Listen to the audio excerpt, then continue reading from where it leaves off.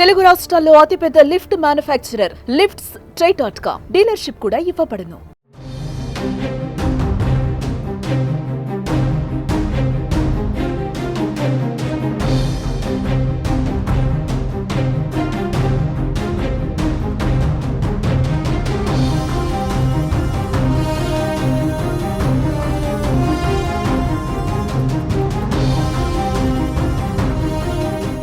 తెలంగాణ రైతాంగానికి రైతు భరోసా నగదు జమ పైన మరో కీలక అప్డేట్ ఇచ్చింది కాంగ్రెస్ ప్రభుత్వం. రైతు భరోసా డబ్బుల కోసం ఎదురు చూస్తున్న రైతులకు మంత్రి తుమ్మల నాగేశ్వరరావు గుడ్ న్యూస్ చెప్పారు.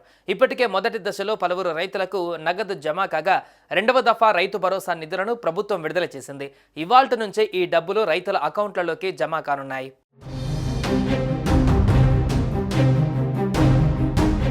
తెలంగాణ ప్రభుత్వం ఏడాది జనవరి 26 నుంచి రైతు భరోసా కింద ప్రతి ఎకరాకు 12,000 సాయం అందజేస్తుంది.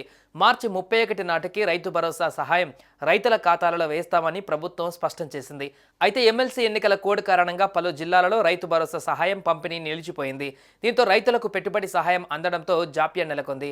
అయితే రైతులు ఆందోళన చెందవలసిన అవసరం లేదని, రైతు భరోసా లబ్ధిదారులకు ఎమ్మెల్సీ ఎన్నికల కోడ్ ముగియగానే ఖాతాలలో డబ్బులు వేస్తామని ప్రభుత్వం తెలిపింది.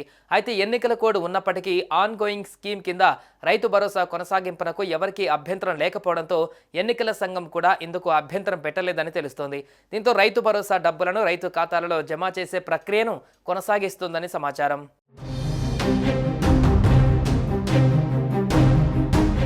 రైతు భరోసా నిధుల జమ రెండవ దశ అమల్లోకి వచ్చిందని, 1 ఎకరం వరకు సాగులో ఉన్న భూములకు మొత్తం 17.02 లక్షలు రైతుల ఖాతాలలో జమ అవుతుందని మంత్రి తుమ్మల నాగేశ్వరరావు ప్రకటించారు. రైతు భరోసా పథకానికి అర్హులను గుర్తించేందుకు రాష్ట్ర వ్యాప్తంగా పలు గ్రామ సభలను నిర్వహించి ప్రభుత్వం జాబితాను కూడా ప్రజల ముందు ఉంచింది. ఆ అర్హుల జాబితాలో గల రైతులకు నేడు నగదు జమ కానున్నట్లుగా ప్రభుత్వం ప్రకటించడంతో రైతులు హర్షం వ్యక్తం చేస్తున్నారు.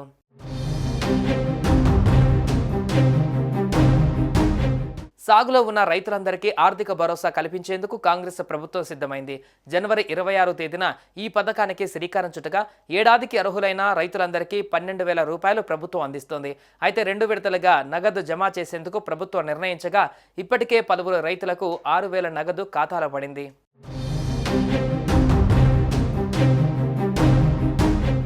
సుమన్ టీవీలో మీ పర్సనల్ అండ్ బిజినెస్ ప్రమోషన్స్ కోసం కింది నెంబర్కి కాంటాక్ట్ చేయండి.